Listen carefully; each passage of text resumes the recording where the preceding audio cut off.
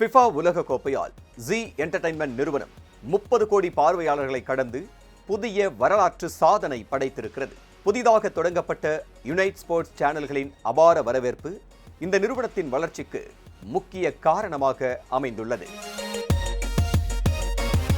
முன்னணி பொழுதுபோக்கு மற்றும் தொழில்நுட்ப நிறுவனமான ஜி என்டர்டைன்மெண்ட் என்டர்பிரைசஸ் லிமிடெட் 2026ஆம் ஆண்டின் 24வது வாரத்தில் 15க்கும் மேற்பட்ட நகரங்களில் அதன் பங்கு மதிப்பு 20% உயர்ந்து கடந்த 8 ஆண்டுகளில் இல்லாத புதிய சாதனையை படைத்திருக்கிறது.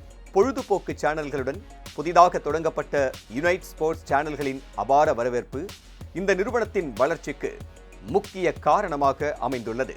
தற்போது நடைபெற்று வரும் ஃபிஃபா உலகக்கோப்பை 2026 போட்டிகளை ஒளிபரப்பியதன் மூலம் யுனைட் ஸ்போர்ட்ஸ் புதிதாக 6 கோடி பார்வையாளர்களை ஈர்த்து நாட்டின் 2வது மிகப்பெரிய நேரடி விளையாட்டு ஒளிபரப்பு வலையமைப்பாக உருவெடுத்திருக்கிறது.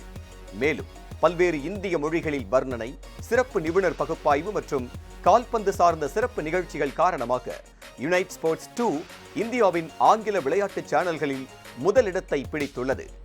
ஜூன் 1 முதல் நிறுவனத்தின் தொலைக்காட்சி, Z5 மற்றும் சமூக வலைத்தளங்கள் ஆகியவற்றின் மூலம் விளையாட்டு உள்ளடக்கங்களை 30 கோடிக்கும் அதிகமான தனித்துவமான பார்வையாளர்கள் கண்டுகளித்துள்ளனர்.